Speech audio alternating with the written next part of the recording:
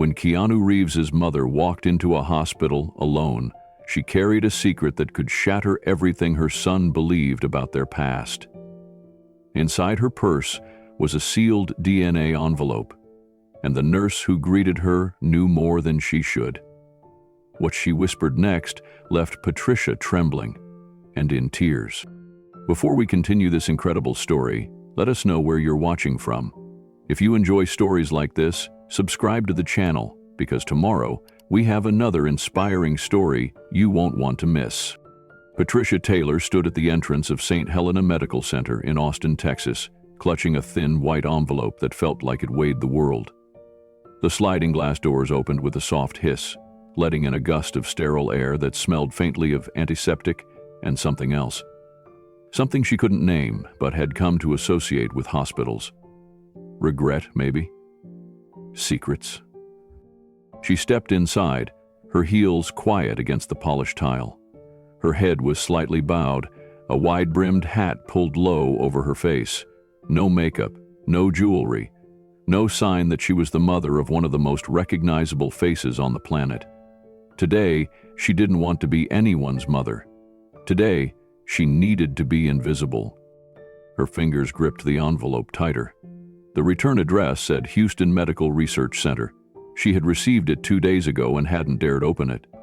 She'd read the label 100 times, memorized every wrinkle in the paper, but the seal remained intact. Inside were DNA test results, information about her family, possibly answers to questions she hadn't even known to ask. And maybe, just maybe, something that could upend everything. The waiting room was modest and warm, with pastel walls and a small television quietly playing a nature documentary. A few other patients sat scattered around, flipping through old magazines or staring at their phones. Patricia made her way to the front desk. The nurse behind the counter looked up and smiled. Her name tag read, Elena Reyes, and she had the kind of presence that made people feel safe. Brown eyes that radiated calm, and a voice that didn't rush. "Hi there, how can I help you today?" Patricia swallowed hard before speaking. "I have an appointment, Patricia Taylor. I'm here for genetic consultation." Elena typed something into her computer and nodded. "Yes, you're on the list. Please take a seat. Someone will call you shortly." Patricia nodded and turned away quickly. She found a seat in the farthest corner of the waiting room, away from the others, where she could be alone with her thoughts. She slid the envelope into her purse but left the zipper open, as if keeping it partly exposed would give her the courage to look inside. Her heart was pounding in a slow, steady rhythm, like the ticking of a clock counting down to something she couldn't stop. She closed her eyes and tried to breathe. The words from the phone call 3 days ago still echoed in her mind. The urgency, the confusion, the way her stomach had dropped the moment she heard the researcher's voice. A vibration buzzed softly against her leg. She looked down. It was a text from Keanu. "Mom, are you okay? You've gone quiet." Patricia stared at the screen for a long time. She didn't reply. 3 days earlier, it had started like any other morning. The sun was bright over Los Angeles, and Patricia had just finished watering her orchids. She'd always found comfort in her plants, quiet things that grew in silence, only asking for a little sunlight and care. She had poured herself a cup of tea and settled onto the patio when the call came in. The number was unfamiliar, with a Houston area code. She hesitated, then answered. "Hello, this is Patricia." The woman on the other end spoke with a quiet intensity. "Miss Taylor? This is Dr. Carolina Min from Houston Medical Research. I'm calling about your recent DNA submission for the ancestry study." Patricia blinked. She had almost forgotten about the kit she'd mailed in weeks ago. It was just supposed to be fun, a curiosity. Maybe something she could talk about with Keanu and the family over dinner someday. "Yes, of course," she said. "Is something wrong?" Dr. Min hesitated.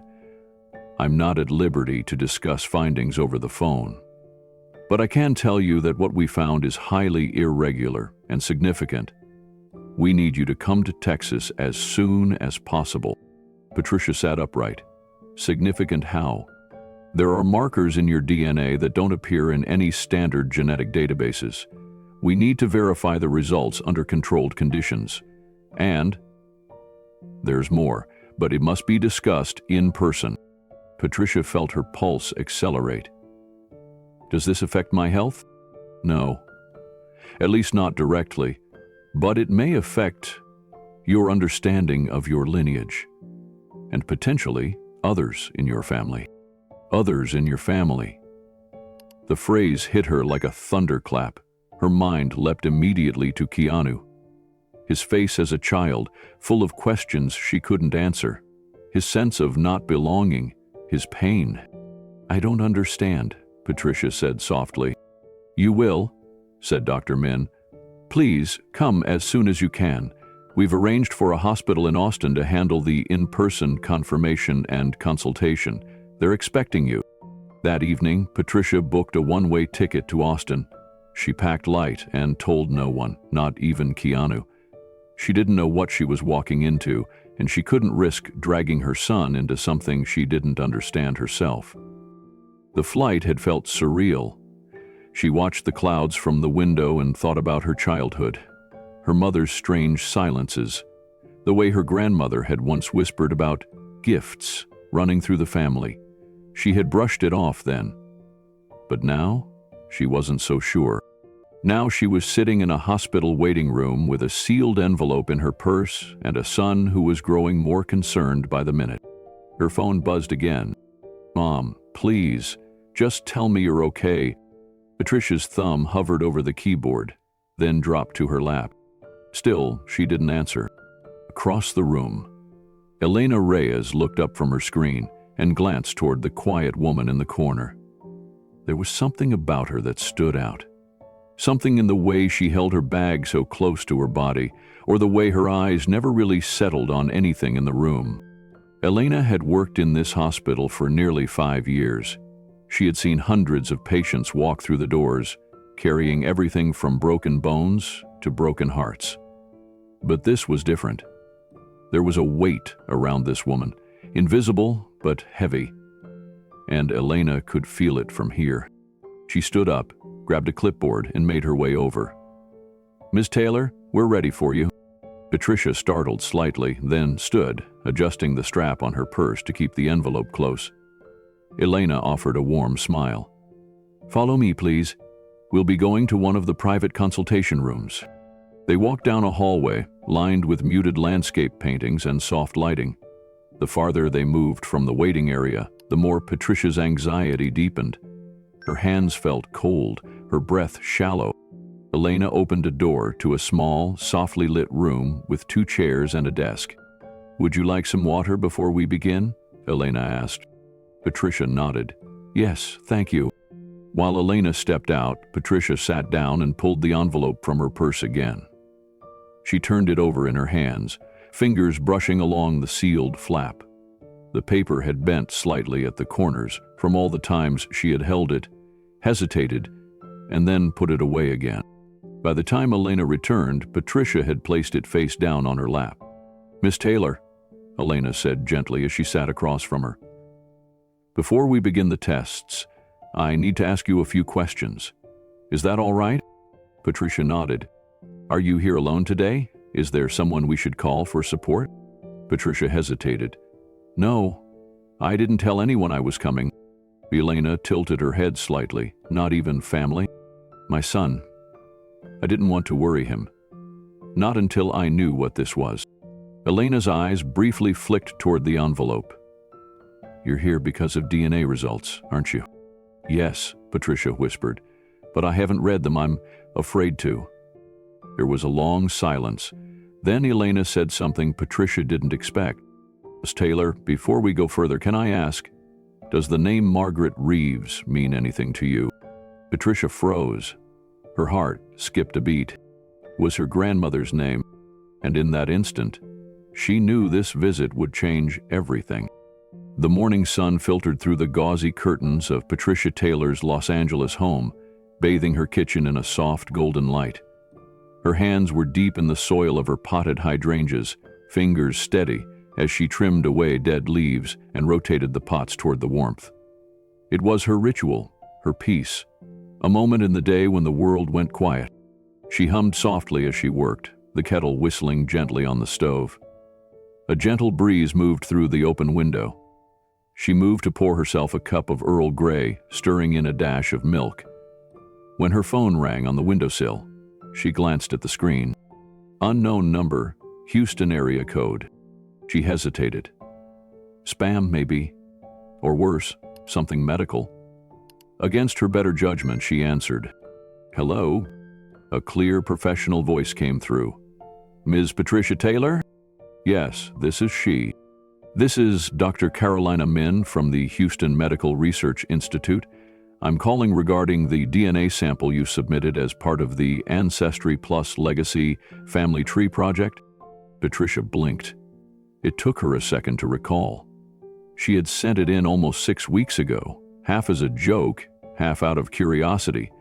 She hadn't even told Keanu about it. It was supposed to be fun, maybe something they could laugh about later over dinner. Oh, yes, I remember. Has something come back already? There was a pause. Not the kind of pause that suggested a system glitch or miscommunication. This was a loaded pause, one that carried weight. Taylor, Dr. Min said slowly, I'd like to request that you come to Houston in person. There are unique findings in your sample that require follow-up in a clinical setting. Patricia's grip on the phone tightened slightly. You mean something medical? Another pause. Not in the way you're thinking. You're not ill. However, the markers in your DNA are extremely rare. Some we've never seen in this combination before. They could have significant historical, genetic, and possibly familial implications. Patricia walked slowly to the sink, her tea untouched. I'm not sure I understand. I realize this is sudden, Dr. Min said, her tone both firm and empathetic. But your DNA file has triggered several matches in our research database. Matches that may be related to people you've never met, possibly haven't even known existed. We need to confirm these results using in-person equipment. Patricia's pulse quickened. Are these matches close? Like distant cousins? Or Alm appears to be a direct family link, possibly first or second generation, someone you were never told about. Silence fell over the line. Patricia didn't know what to say. She stared out the window, eyes unfocused. We've arranged for our affiliate hospital in Austin to receive you, Dr. Min added gently. The sooner the better. Patricia stood in her kitchen, completely still, the phone pressed to her ear. Her free hand clutched the counter as if to steady herself. Her heart thudded against her ribs, slow and deep like a drumbeat in an empty room. Dr. Min, she said, her voice quieter now. Why can't we just go over the results by phone? Dr. Min sighed softly. Because what we've found could change your understanding of your family's history. It may also impact someone close to you, someone who has already drawn a lot of attention in the public eye. Patricia's breath caught in her throat. Are you saying this could affect my son? I can't confirm anything without your authorization to discuss it in full, but I would strongly recommend you make the trip. I know this is unsettling, but you'll want to see the documents yourself. There's a written letter included as well, something very old. We believe it might have been left by one of your ancestors. A letter? Yes, found in our archival system, matched by surname and genetic code. It hasn't been opened. We thought it best you be the one to do that. Patricia looked down at the small pot of rosemary near the window, her eyes burning. Do I need to bring anything? Just yourself, and perhaps be prepared for the possibility that the past wasn't exactly as you were told. That line stayed with her long after she hung up the phone. She sat in the living room in silence for almost an hour. No television, no music, just the sound of the wind chimes outside and the ticking of the old clock above the fireplace. Keanu had called her the day before. He was finishing up a shoot in Berlin. They had spoken briefly, mostly about how he missed her cooking and wanted to see her soon. She had laughed. He always sounded like a little boy when he talked about home. But now she felt a wedge growing, something she didn't understand yet, but couldn't ignore. She picked up her phone to text him. Her fingers hovered over the screen. Something strange came up. I might need to go to Texas for a day or two, just something with a project I started. She deleted the message before hitting send.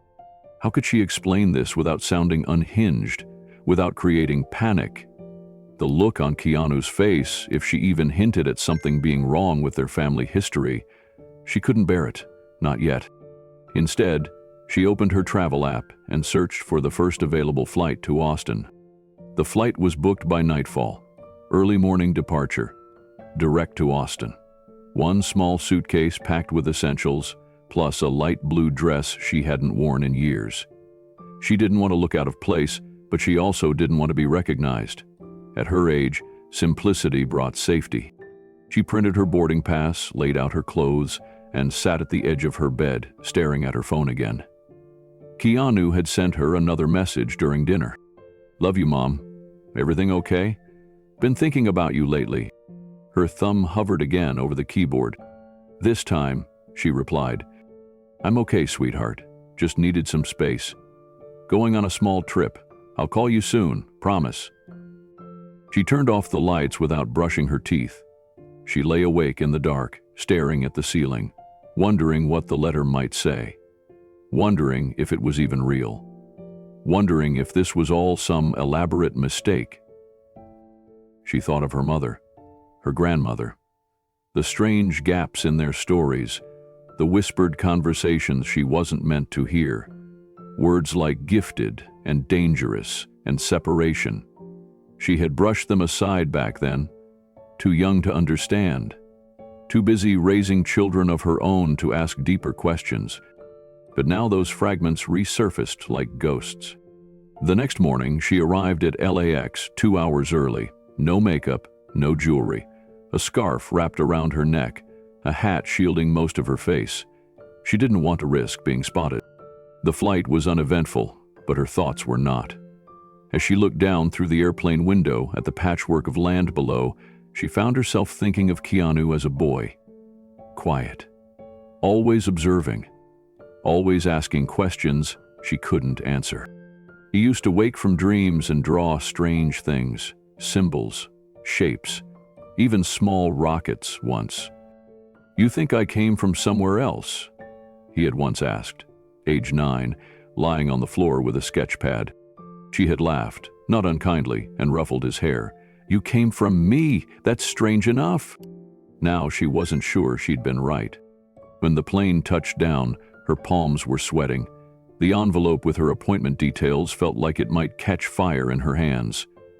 She didn't know what would be waiting for her in that hospital, but something in her gut told her this wasn't just about ancestry or science. This was about identity, about truth. And the fear that once uncovered, this truth couldn't be taken back. She walked toward baggage claim, her shoulders squared and her breath shallow. Somewhere in the distance, a nurse named Elena was already reviewing her file, and the secrets of a family long scattered were beginning to stir. Elena Reyes led Patricia down a quiet corridor away from the main waiting room. The hallway grew quieter with each step, the soft hum of fluorescent lights echoing over smooth, polished floors. Every few feet, a painting of a mountain or a calm river hung on the walls, trying to make the hospital feel less like a place of diagnoses and more like a refuge. Patricia walked slowly, her purse hugged tightly to her side. Her other hand clutched the strap of her coat even though the air inside was warm. Elena glanced back once, offering a reassuring smile, but Patricia only nodded faintly. When they reached the last door at the end of the hallway, Elena paused and pushed it open. The room inside was small but comfortable. 2 chairs, a small table, a potted plant on the windowsill. The blinds were half drawn, letting in just enough sunlight to soften the sterile edges of the space. "You can sit wherever you like," Elena said, gesturing gently. "Would you like some water?" Patricia nodded. "Yes, thank you." Elena stepped out, leaving the door slightly ajar. Patricia took the seat by the window and laid her purse on her lap. Slowly, carefully, she unzipped it and pulled out the envelope. She held it in her lap like a fragile relic, its corners now worn and soft. Her thumbs ran along the sealed edge, but she didn't dare open it. Not yet. Her heart beat fast, the rhythm echoing in her ears. She didn't know what scared her more, what she might find inside, or what she might lose once she knew. Elena returned with a paper cup of water and handed it to her. "Take your time," she said softly. Patricia took a sip, then met Elena's eyes for the first time. "I haven't opened it yet," she said. "I thought I would. I've had it for 3 days and I still couldn't bring myself to look inside." Elena sat down across from her. "You don't have to do it alone." Patricia gave a small, bitter smile. "I didn't tell my son, not yet. I didn't want him to worry before I understood what any of this meant." Elena nodded. "That makes sense. Sometimes answers come with more weight than the questions." There was silence between them. Then Patricia placed the envelope on the table between them, but didn't let go. Belly said, "I might be related to someone I never knew. Someone close. I don't know what to make of that. I've never heard of anyone missing from my family, and now they're telling me my DNA matched someone who's been searching for me?" Elena looked down for a moment. When she looked back up, there was something new in her eyes. A softness. And something else. Recognition. "Miss Taylor," Elena said slowly, her voice quieter than before. "Before we go any further, can I ask you something that might sound strange?" Patricia's eyes narrowed slightly. "What is it? Have you ever heard of a woman named Margaret Reeves?" Patricia's breath caught in her throat. The room suddenly felt smaller. "Yes," she said after a pause. "That was my grandmother's name." Elena exhaled, as if confirming something she had already suspected. "My grandmother's name is Isabella. She's 89 years old, lives just a few minutes from here. Her sister's name, at least the name she remembered, was Margaret Reeves." Patricia's fingers trembled slightly. She looked at the envelope on the table, then back at Elena. "Are you saying your grandmother had a sister named Margaret?" "Yes. She was separated from her family in South Africa when she was very young. Her father sent her away during a very dark time in the country's history. My grandmother barely remembers it, only that she was told never to speak of it again." Patricia's heart pounded. "My grandmother was raised in South Africa, but she never talked much about her past, just fragments, hints. I always thought she was just private." Elena leaned forward. "My grandmother has spent her entire life searching for her sister. She thought maybe the family changed names or moved far away. She never had any proof, but when I saw your name on the intake form, I couldn't explain it. It felt familiar. And when you said your DNA came back with close family links, I just had a feeling." Patricia's hands moved slowly to cover her mouth. "This can't be a coincidence." "I don't think it is." There was a long pause, filled with nothing but the sound of the HVAC humming faintly above them. Patricia's voice came out quieter now. "My grandmother died when I was in college. She was private, she never spoke about siblings, but there were moments, little things, that didn't make sense. She used to cry at night sometimes, and once, when I was very young, I asked her why she looked sad during a family photo. She told me, because someone is missing. I never knew what she meant." Elena's eyes began to glisten. She reached into her coat pocket and pulled out a small, folded photograph. "This is my grandmother, Isabella. She gave me this last year. She said it was the only photo ever taken of her and her sister, before they were separated."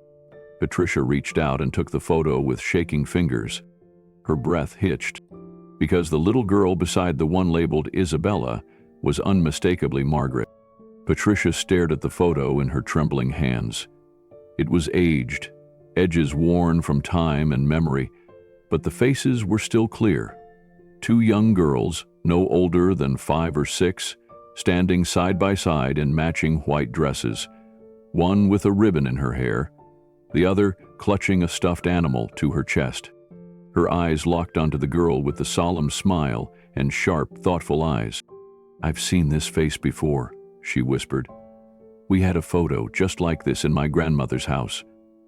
I thought it was her and a cousin, but it was always framed, always on her dresser." She looked up at Elena, her voice catching. "Your grandmother is still alive?" "Yes," Elena said, "and she still talks about Margaret like she'll find her one day. She never gave up hope, not even after all these decades." Patricia's throat tightened. Why were they separated? Elena swallowed hard. During the apartheid years in South Africa, their father was part of something unusual. There were rumors that he was involved in a secret program, one that targeted families with certain gifts, intellectual gifts, imagination, creativity, something about the way they saw the world. My grandmother said she and Margaret could finish each other's thoughts, could sense things before they happened. Patricia's eyes filled with tears. "Keanu, my son, when he was little, he used to have dreams that would come true. He never talked about it much, but I remember. He'd draw pictures of things before they happened. Once he drew a movie set exactly as it was, weeks before it was built." Elena leaned forward. "Ms. Taylor, what if this isn't random? What if your family and mine were never supposed to be apart? What if there was a reason our grandmothers were pulled away from each other?" Patricia looked down at the envelope on the table, her fingers tightening around its edges. "I was afraid of what I'd find in here.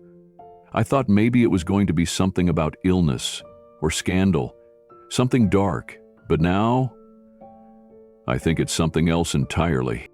Elena nodded slowly. "I think it's a beginning." For a long time, neither of them spoke. Then Patricia said, "I need to meet your grandmother." "You will," Elena said. "She's been waiting for this moment her whole life." Patricia stared out the window, a flood of emotions crashing through her all at once. The envelope still sat unopened between them, but somehow its weight had already changed. Because what she had feared might break her was starting to lead her home. Patricia sat motionless, still holding the photograph Elena had given her. Her fingers trembled slightly as she stared at the faded image. The two little girls locked forever in a moment from another world. One face was instantly familiar. Margaret, her grandmother. The girl beside her, with darker curls and a gaze that mirrored the same quiet intelligence, was Isabella. A name she'd never heard until today, yet somehow it already felt like a missing piece falling into place. "Are you sure this is her?" Patricia asked softly. "Are you sure that's Margaret?" "I'm sure," Elena replied. "My grandmother's been carrying this photo since she was a teenager. It was the last one ever taken before they were separated." "But how do you know it was South Africa?" Elena nodded. "She was born in Johannesburg in 1934. She and her sister lived with their parents until 1943. That was when things changed." Patricia's heart skipped. 1943? "Yes." She said their father made arrangements to split them up. Margaret was sent to stay with extended family, while Isabella was sent out of the country. Patricia reached into her purse and pulled out her wallet. Behind an old receipt and a faded note from Keanu, she kept a small, laminated birth certificate copy she always meant to frame. She handed it to Elena. "That's my grandmother, Margaret Evelyn Reeves, born April 10th, 1934, Johannesburg." Elena stared at it, then slowly exhaled. "That's the exact same birth date as my grandmother." They looked at each other in stunned silence. "Twins," Patricia whispered. "They were twins." Elena nodded, her voice unsteady now. "Fraternal, maybe. But the date? It's too specific to ignore." "I always wondered why my grandmother avoided talking about her childhood," Patricia said, her voice distant, like she was remembering aloud. "There were moments when she'd grow so quiet. Once, I asked her why there weren't any pictures of her siblings. She told me, because some people don't get to stay." I didn't understand what she meant. Elena's hands folded tightly in her lap. "My grandmother used to say something similar. Some people aren't lost, they're hidden, for their own good. I thought it was just poetry, but now—" Patricia picked up the envelope again and placed it back on her lap.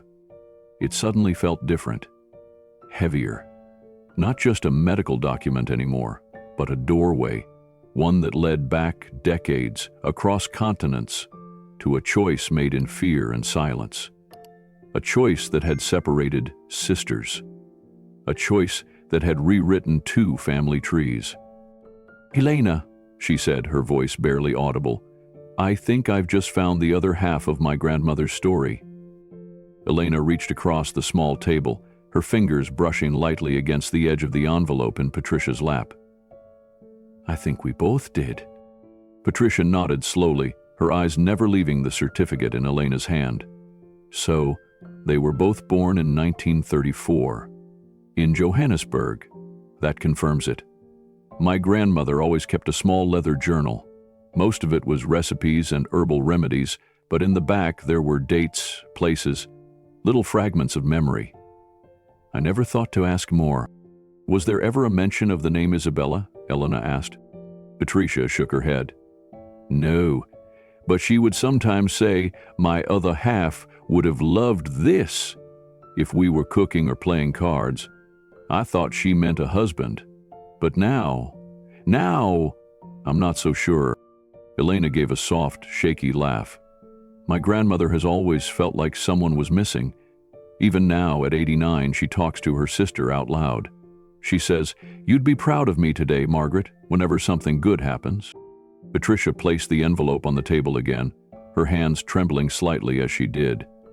"I don't know why this scares me so much. It's just paper, information, but I feel like if I open it, something in my world will shift." Elena nodded slowly. "Because it already has." The words hung in the air like dust caught in sunlight. Patricia took a long breath, gathering her thoughts. "My grandmother, she raised me for a while when my mother got sick. I used to think she was just cautious. She didn't trust people easily.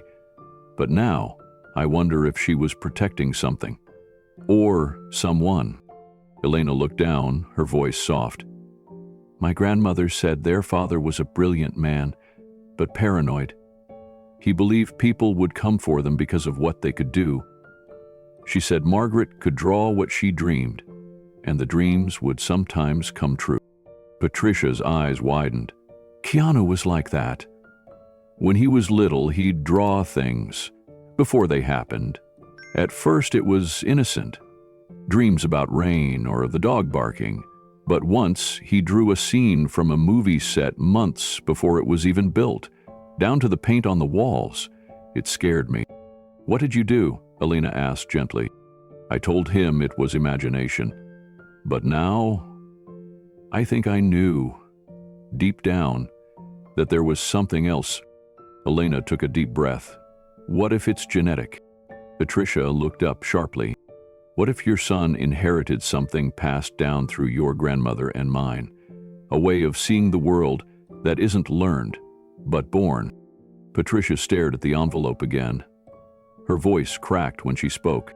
"Then opening this doesn't just change my past, it changes his future," Elena said softly. Patricia leaned back in her chair, overwhelmed by the sudden enormity of what was unfolding. The story she thought she knew, the story of her family, her son, even herself, was unraveling and reshaping itself in real time. It was as if she'd stumbled across a hidden page in a book she had read 1,000 times, one that made the whole story feel new again. "Elena," she said quietly, "has your grandmother ever tried to find Margaret officially, through records, agencies?" "She did," Elena replied. "She wrote to several government offices in South Africa, but no one ever responded. Some records were sealed, others were destroyed. She even tried contacting old hospitals and churches. Nothing came back. My grandmother never told me she was from a broken home," Patricia said. "She always made it seem like she'd had a peaceful childhood, but now I realize She never mentioned her parents either, just vague references. She always said, some memories are better left behind. I think she buried a lot of pain. My grandmother never forgot, Elena whispered. But she didn't want to pass the pain down. She just wanted to know Margaret was alive, that she had a good life. Patricia's eyes filled again. She did. My grandmother was kind, quiet. She never remarried after my grandfather died. She loved her garden.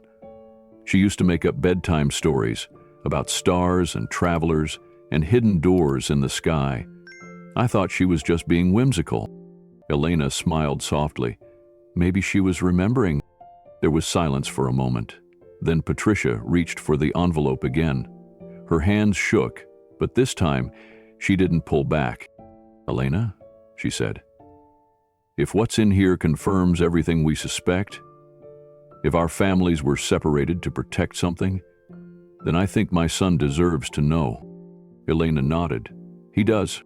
Patricia stared at the seal for a long moment, then exhaled. Not yet, she said finally. I'm not ready to see it. Not without him. But I want to meet your grandmother. I want to look her in the eyes and tell her that Margaret never forgot her. Even if she couldn't remember everything, she held on to her. Elena's eyes welled up. She'll want to meet you too, I know it. Patricia looked out the window, her voice barely above a whisper. This whole time, I thought I was walking into a medical mystery. Elena leaned forward. But you were walking into your family. Patricia gave a small, tearful laugh. I came here afraid of what I'd find, but now I'm more afraid of what I almost missed.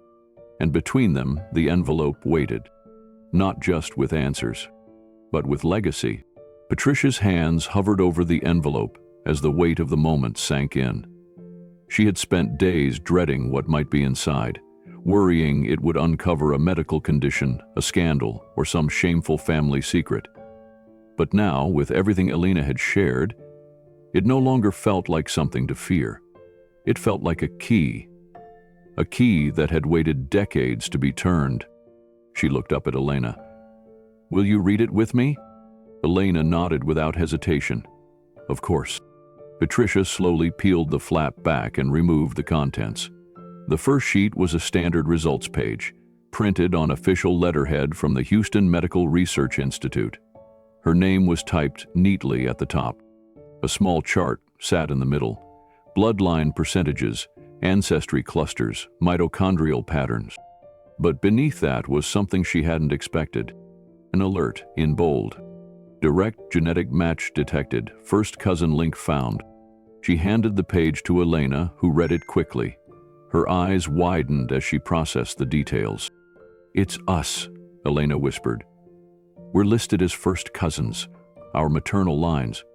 This confirms everything we suspected. Patricia sat back in her chair, stunned by the clarity. So, my grandmother Margaret and your grandmother Isabella, they were sisters. Elena nodded slowly, the truth settling like dust after a storm. And because of that, you and I, two strangers from different lives, are connected by the blood they tried to preserve. Patricia reached into the envelope again and found a folded letter tucked behind the results. She opened it carefully and began to read aloud. Dear Ms. Taylor, my name is Carolina Min, lead geneticist at the Houston Medical Research Institute. I want to thank you for submitting your DNA sample as part of our legacy project. Your results have revealed something extraordinary. We detected an extremely rare genetic sequence within your data. This same sequence has appeared in only 16 other individuals across 6 continents.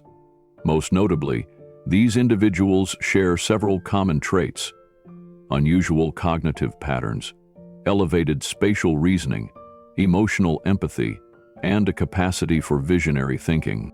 You are one of those individuals. Furthermore, your DNA has matched directly with another participant in our database, Ms. Elena Reyes of Austin, Texas.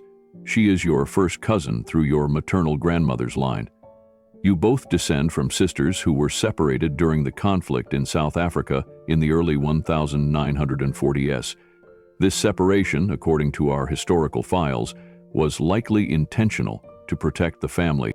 Enclosed is a list of known individuals who share this genetic profile. You may recognize some of the names. We believe a meeting between you and our team would be essential, not only to understand your results, but to help you explore what they might mean for your family's legacy. Patricia lowered the letter slowly. Her throat was dry. 16 people around the world. Elena leaned closer. What else is in there? Patricia pulled out another sheet, folded twice. It was a printed list of the individuals Dr. Min had mentioned. Each name was followed by a country, profession, and a single sentence summarizing their contribution to the world. She read the names aloud one by one. Dr. Rajiv Anand, India. Developed the first sustainable water filtration system used in refugee camps across Asia. Dr. Rajiv Anand. Lucia Ortega, Argentina. Created a community art movement in impoverished neighborhoods that helped reduce crime and violence. Dr. Sarah Weber, Germany, pioneered a new technique for non-invasive brain surgery. Thomas Okoye, Nigeria, designed urban planning models that have been adopted in 7 countries. Maya Chen, United States. Award-winning film director, known for her deeply human, emotionally complex storytelling. Valorian Carey Keanu Reeves. Keanu Reeves, and sugar actor and producer, whose work in global cinema has consistently explored themes of loss, redemption, and human resilience. Patricia stopped at that name. Her voice trembled as she read it again. Keanu Reeves, she whispered. He's on the list. Elena leaned forward in disbelief. They listed him by name? Patricia nodded. Right here, no mistake. And look, emotional depth, themes of resilience. They're not just looking at careers, they're looking at patterns, how we think, what we create. Elena's voice softened. This isn't just science. It's something more, something deeper. They're tracing human contribution, Patricia said slowly, not just biology. Elena pointed to another name.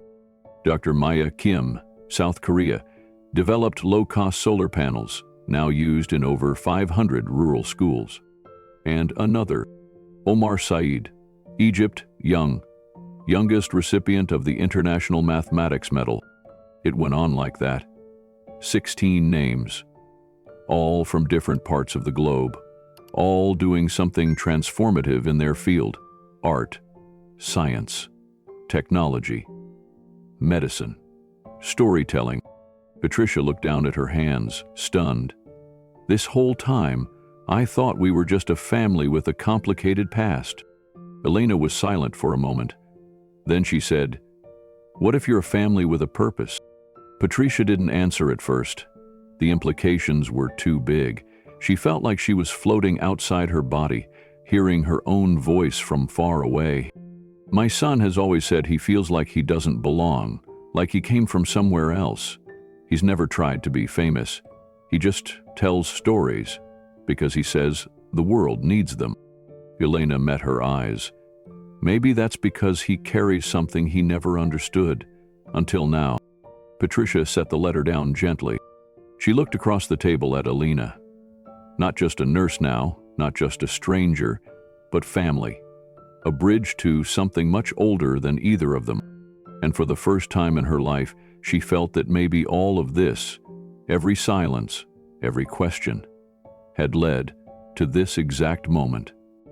Elena reached into her pocket and pulled out her phone. "Do you mind if I call Dr. Min?" Patricia nodded slowly. "Please." Elena stepped into the hallway and returned a few minutes later with the speakerphone on. Dr. Min's voice filled the room, calm and precise. "Ms. Taylor, I'm glad to finally speak with you. I understand you've received the full packet." Patricia replied carefully, "Yes, I've read the results, And the letter, I have questions. I expected you would, Dr. Min said. Your family line is part of something we've only recently begun to understand.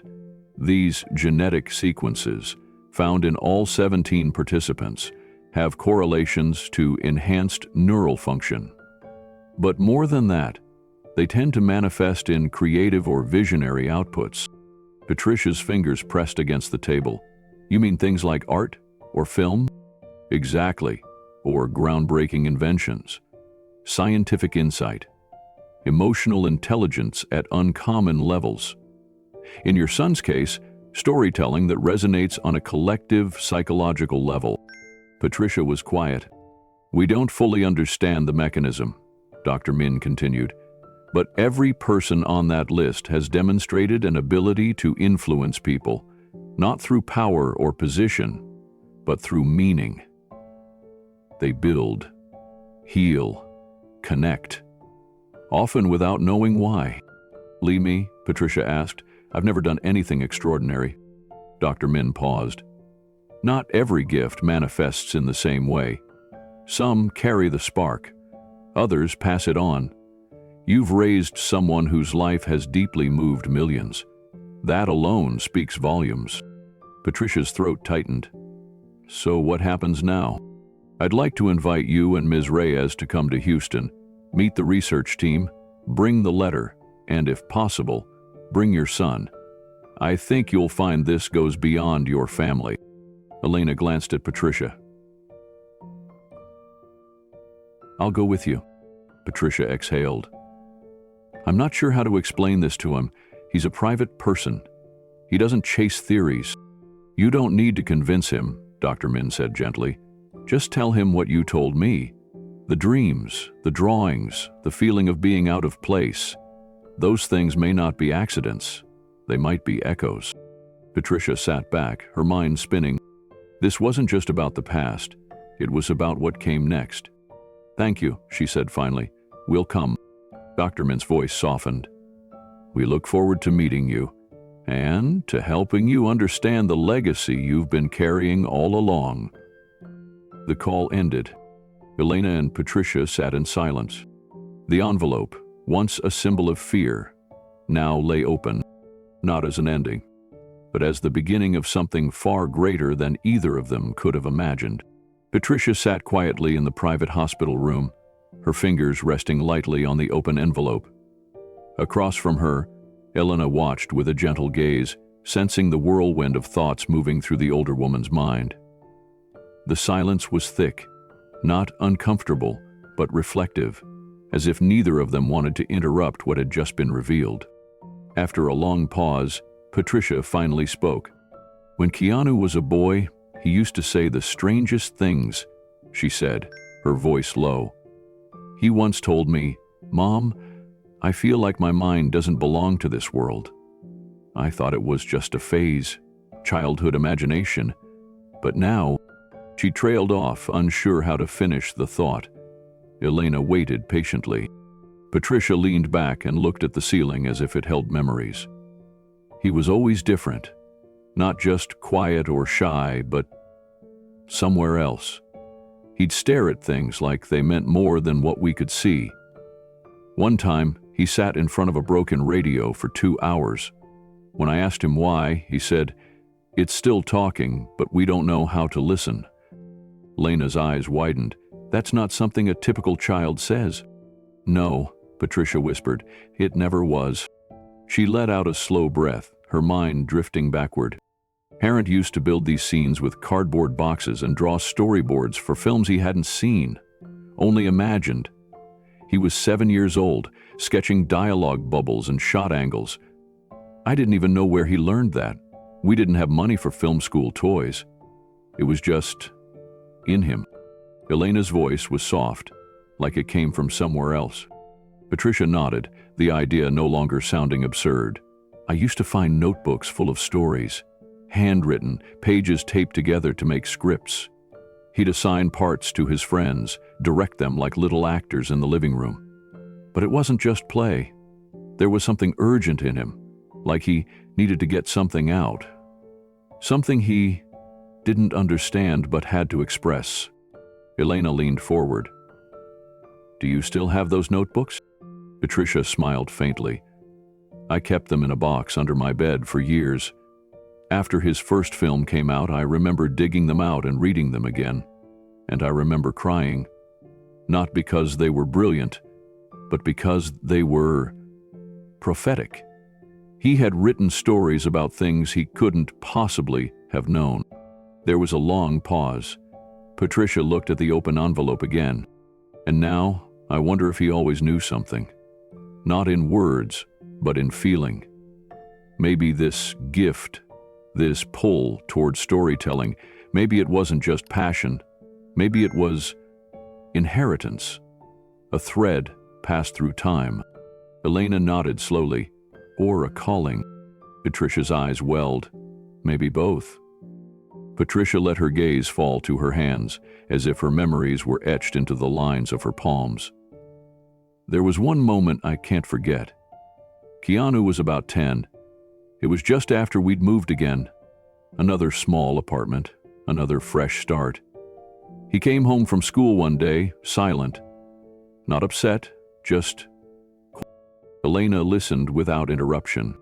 Patricia's voice grew distant. "That night he asked me if it was possible to remember things you've never lived. I asked what he meant. He said he'd been having dreams, vivid ones, standing in deserts, speaking languages he didn't know, watching shadows fall across temples and buildings he couldn't place. And he wasn't scared. He said it felt like he belonged there." Elena blinked. "That's almost ancestral memory." I didn't know what to say. I think I told him it was just imagination, but I was wrong. I dismissed it like a phase. But looking back now, I think it was something else. Like he was already tuned into something deeper. Patricia sat up a little straighter. Her voice took on a quiet strength. Never chased fame. He never even wanted it. Everything he did was rooted in the story, what it meant, how it made people feel. Even as a teenager, he hated being the center of attention. But he'd wake up at 4 a.m. to rehearse lines that no one had even assigned him. He'd create entire characters just for the exercise of understanding someone else's pain. She looked at Elena now. It wasn't performance, it was connection. Elena's voice was gentle. And maybe that's the thread. All of those people on the list, they're not just talented, they're connectors. They build bridges between people and ideas. Across borders. Across generations. Patricia nodded. Keanu's been doing that his whole life. A soft knock came at the door. A nurse peeked in, politely signaling that their time in the room was limited. Elena gave a quick nod, and the door quietly closed again. The moment lingered. Elena hesitated, then asked, "Did he ever talk about where he thought that creativity came from?" Patricia smiled. "Not directly, but he used to say something over and over as a child. I thought it was just poetic nonsense. He'd say, 'There's a thread in me, and it's older than my name.'" Elena whispered, "That sounds like someone who knew." Patricia wiped the corner of her eye. "And now, I'm starting to believe he did." The hospital room felt smaller, more sacred, as if holding a truth that had taken decades to surface. Patricia stared at the envelope again. Not just a document of facts, but a mirror reflecting everything her son had carried all these years. "He didn't just inherit brown eyes or a strong jaw," she said quietly. "He inherited a legacy, and he never even knew." Elena sat still, absorbing every word. She had seen Keanu Reeves on the screen like the rest of the world, but this was something else entirely. Not a celebrity, not an icon, but a boy who carried invisible weight from a lineage no one had ever told him about. Patricia looked toward the window. Outside, the Texas sky was pale and heavy with afternoon light. "I used to worry that Keanu felt alone because of how our life unfolded, all the moves, the broken homes, the questions I never answered fully. But now, I'm beginning to wonder if it was something deeper than circumstance. Maybe he was alone because no one else around him carried what he carried. Elena nodded slowly. It makes sense. If he was born with this rare pattern, this thread Dr. Min described, then even as a child he might have sensed he was wired differently. Not better, just tuned to a different frequency. Patricia's throat tightened. He once told me he couldn't understand why people wanted to be famous. He said the world needs people who listen, not people who perform. Elena gave a small smile. And yet, he became the one the world listens to. Patricia's eyes glistened with quiet pride. He never did it for himself. He told me once, after one of his films, that he doesn't see acting as pretending. He said, it's remembering. It's standing in someone else's pain and calling it mine for a while, so they don't feel so alone. The room was still. Patricia reached for the envelope again and held it loosely in her lap. And now, knowing what's in here, I can't help but think maybe he wasn't just gifted. Maybe he was chosen. Not by fate or the universe, but by the people who came before him. My grandmother, her sister. Maybe their parting, their separation, created a ripple, and he's the wave that carried it forward. Elena's voice was soft. He might be the answer to a question they never got to ask. Patricia closed her eyes for a moment. I don't know how to tell him all this. He's private, sensitive. He doesn't like to make things about him. Then don't make it about him, Elena said gently. Make it about them, about the women who were separated, about the family he never knew he had. Let him decide what it means. Patricia looked up, tears balanced but not yet falling. Maybe that's why I came alone. Maybe I needed to understand it first, so I could give it to him without fear. You're giving him history, Elena whispered. And maybe destiny. The hospital intercom buzzed faintly in the background, but neither woman moved. In Patricia's hand sat a piece of paper, but in her heart, something far greater was beginning to awaken. Not just the legacy of a son, but the rebirth of a story no one had finished telling, until now. As Patricia sat holding the DNA results, her eyes caught the corner of something tucked behind the main sheet. A smaller envelope, worn, thin, and slightly yellowed, had slipped to the back. She hadn't noticed it earlier. She gently pulled it out, fingers trembling slightly at the delicate feel of old paper. The name on the front was handwritten in looping cursive, "To whom the bloodline calls." Patricia looked up. "There's another letter," she whispered. Elena leaned forward. "What does it say?" Patricia opened the flap with care, revealing a brittle piece of folded paper inside. She unfolded it slowly, revealing ink faded by time and words penned in an elegant hand. The date at the top read, June 4, 1942. She began reading aloud. "My name is Robert Reeves. If this letter has found its way into your hands, then what I feared and what I prayed for have both come to pass." Patricia paused and looked up at Elena. "Robert Reeves was my great-great-grandfather," Elena said softly. "I've heard his name in old stories. He disappeared during the war." Patricia nodded and continued reading. "There is a legacy running through our veins. It is not one of wealth or power, but of vision. For generations, our family has held within us a strange and inexplicable gift, the gift of story. We are not born merely to live, but to witness, to see beyond what others see, to capture meaning in moments that seem meaningless to the world. I've seen this in my wife, in my daughters, in myself." Patricia's voice cracked slightly as she read the next line. "But with great gifts come great threats. In 1939, when the war erupted, I made a terrible decision, one that I have regretted every day of my life." She looked at Elena again. "Do you want me to keep going?" "Yes," Elena said. "Please," Patricia resumed. "To protect my twin daughters, Margaret and Isabella. I arranged for them to be smuggled out of South Africa under false names. I believed it was the only way to keep them safe, but in the confusion of war, The plan broke apart. One ship never arrived. The girls were separated, and I never saw them again. Patricia's voice grew quieter as the words became more personal. I believe, no, I know, that their lineages will one day find each other again.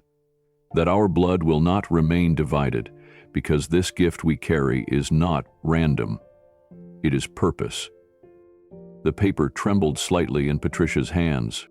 Those born of our line will tell stories that awaken humanity. They will unite people through light and shadow, through silence and sound. And when they do, the world will feel the heartbeat of something ancient. She paused again, eyes glassy. I write this so they will know. What they feel is real. What they carry is not madness, but memory. The room felt impossibly still. Elena whispered, "He was talking about them, and maybe about Keanu." Patricia stared down at the letter, its final lines still echoing in her mind. She read the closing words silently, then aloud in a reverent tone. To the one who holds this now, you are not alone. You were never alone. You are the dream of generations, the bridge between what was lost and what can still be found. Carry it well. She folded the letter with trembling hands, her throat tight with emotion. The paper was fragile, yet it carried a weight greater than anything she'd held before. It wasn't just a family relic. It was a message from across time. A promise passed down like a torch. Elena reached for Patricia's hand. "I think you were meant to find this. I think he was meant to find this." Patricia nodded slowly. "All these years, I've tried to make sense of why Keanu sees the world the way he does. Why he walks with such calm, yet such sadness. Why he's so generous, so private, as if he's carrying something he can't name." Elena's eyes welled with tears. "And maybe now we have a name for it." Patricia looked up. For a moment, neither of them spoke. The gravity of the letter settled over the room like dust on sunlight. Patricia touched her chest. "I feel like I've been holding my breath for decades." Elena let out a slow exhale. "It's a strange feeling, isn't it? To know your story started long before you were born." Patricia thought back to the moment Keanu first told her he felt like his mind didn't belong to this world. She had dismissed it as a poetic musing, but now she saw it differently. Maybe he wasn't just imagining. Maybe he was remembering. She unfolded the letter again and traced her finger over the words, "Unite people through light and shadow." "Elena, he's been doing this for years, through every role, every film, every quiet act of kindness. He's been bridging something. People feel like they know him, like he speaks to something they forgot they were." Elena nodded, like his spirit was made for it. Patricia looked out the window again. The sun had begun to dip lower in the sky, casting long golden streaks through the hospital blinds. The world outside continued on, unaware that inside this room, two women had just uncovered a living thread stretching back through war, separation, and silence. And now, finally, it had found its way home. Elena stood and crossed the room, pulling a nearby chair closer. Her mind was racing, trying to connect the emotional puzzle that had landed in both of their laps. "My grandmother, Isabella, she used to sit in the garden every evening, same chair, same cup of tea. She always stared at the sky like she was waiting for someone," Elena said softly. "We used to think she was just eccentric, but now, maybe she was still hoping Margaret would walk back into her life one day." Patricia swallowed hard. "She almost did, through me. And through Keanu," Elena added. "He's the echo." They both sat in silence, holding the same truth in different ways. Patricia finally broke it. "He's going to want to know, but how do I even begin?" Elena didn't answer right away. Then she said, "Maybe with the letter?" Patricia considered that. "Give it to him as it is?" "Yes. Let him feel the age of it, the mystery. Let him come to it in his own time. Patricia sighed. He's always been careful with emotion, not because he's afraid of it, but because he respects it. I think this might undo him, or complete him, Elena said gently. Patricia nodded. He always wanted to know where he came from. But he didn't ask me directly. He just searched in other ways. Through art, through characters, through silence. She looked again at the envelope on the table. This changes everything. Not just where we come from, but why? Elena folded her hands in her lap. Then maybe it's time to stop keeping it a secret. Patricia smiled faintly. You know what's strange? This doesn't scare me anymore. I came here afraid that the truth would unravel everything, but it feels like it's finally stitching something back together. She stood slowly and gathered the letter with great care, returning it to its sleeve. Then she looked at Elena. Thank you. For listening, for believing. Elena shook her head. No. Thank you for carrying it forward. The clock on the wall ticked softly, each second feeling heavier with meaning. Patricia placed the envelope in her purse, her posture straighter now, her spirit calmer. She didn't have all the answers yet, but she had something better, a beginning, and in the back of her mind, she could already hear Keanu's voice, quiet, curious, reverent, asking the questions he'd waited a lifetime to ask. And this time, she would have a story to tell. The room had grown quiet, the kind of quiet that isn't empty, but full of things left unsaid. Patricia sat on the edge of the hospital chair, her hands still clutching the old letter, as if it might disappear if she let go. Elena had stepped out to give her space, sensing that Patricia needed a few minutes to absorb everything. But the stillness didn't last long. Her phone buzzed gently on the table beside her. She didn't have to look. She knew the name that would be there. Keanu. The screen lit up with his name and a recent photo he had sent her, smiling in the corner of a small cafe in Berlin during his last shoot. A moment of peace before the weight of the world returned. The phone kept vibrating, softly, insistently. Patricia froze. Her fingers hovered over the screen. It wasn't just a phone call. It was a crossroads. She knew he could sense something was wrong. Keanu had always been attuned to silence, the way some people were attuned to sound. When she went quiet, he didn't wait for the noise to return. He leaned in, gently, patiently, until the silence broke on its own. But this time was different. This time, she was the one holding something too big to say in words. She let the phone ring until it stopped. Then it lit up again. A text this time. Mom, please, just let me know you're okay. Then another. Whatever it is, you don't have to carry it alone. Patricia's breath caught. The last time he'd written those words to her was after his sister Kim's diagnosis.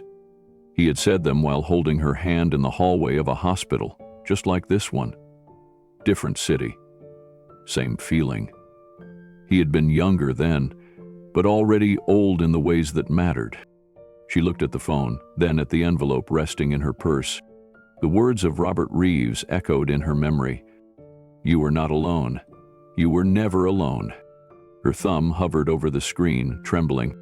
She didn't know how to say it, how to open that door, how to tell her son that the story of who he is might stretch beyond even the childhood pain he had worked so hard to make peace with. She wasn't ready. But maybe it wasn't about being ready. Maybe it was about being honest. She picked up the phone, slowly, carefully, and this time she answered.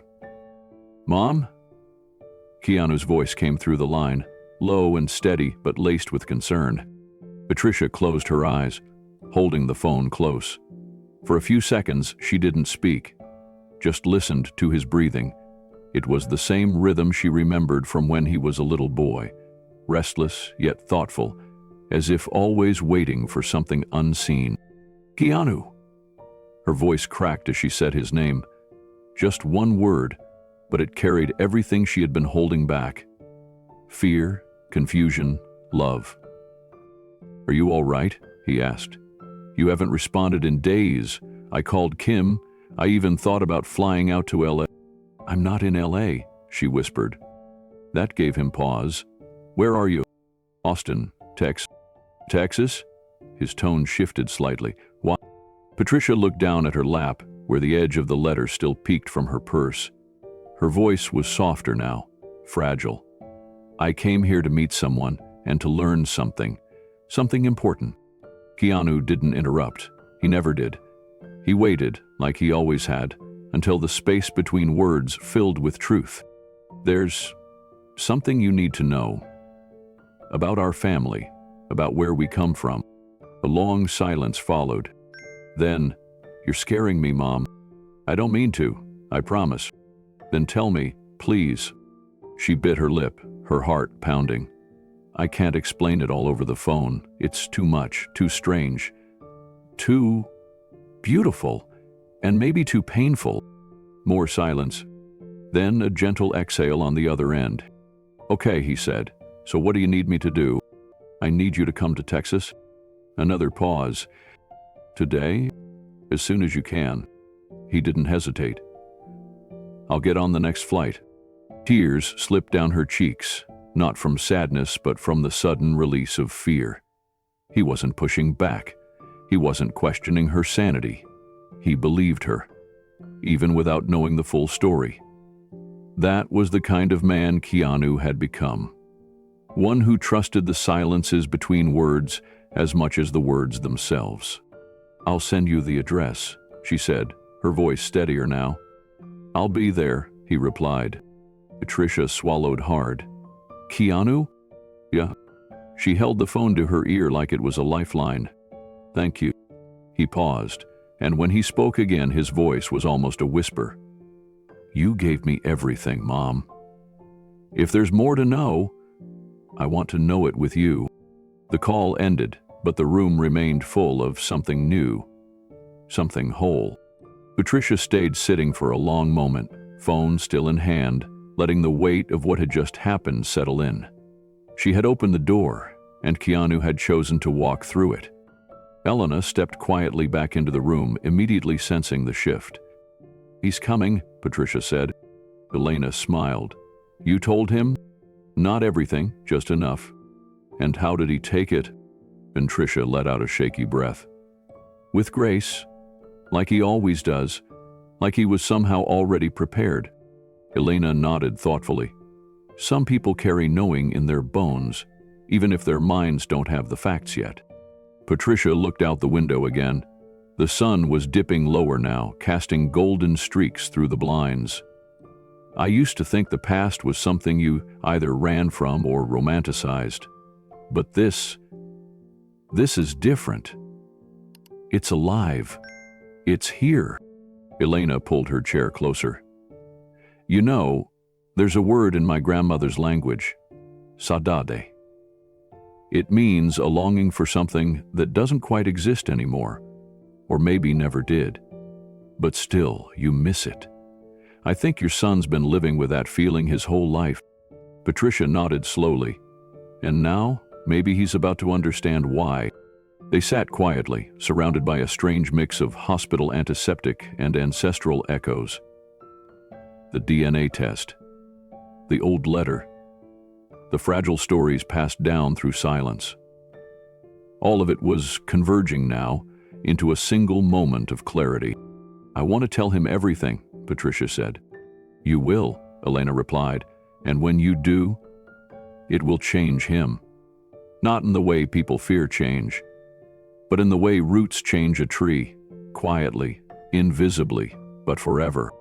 Patricia looked at her watch. Keanu would be on his way soon, maybe boarding already, maybe looking out the window of a plane, wondering what kind of truth waited on the other side. And for the first time in days, she wasn't afraid.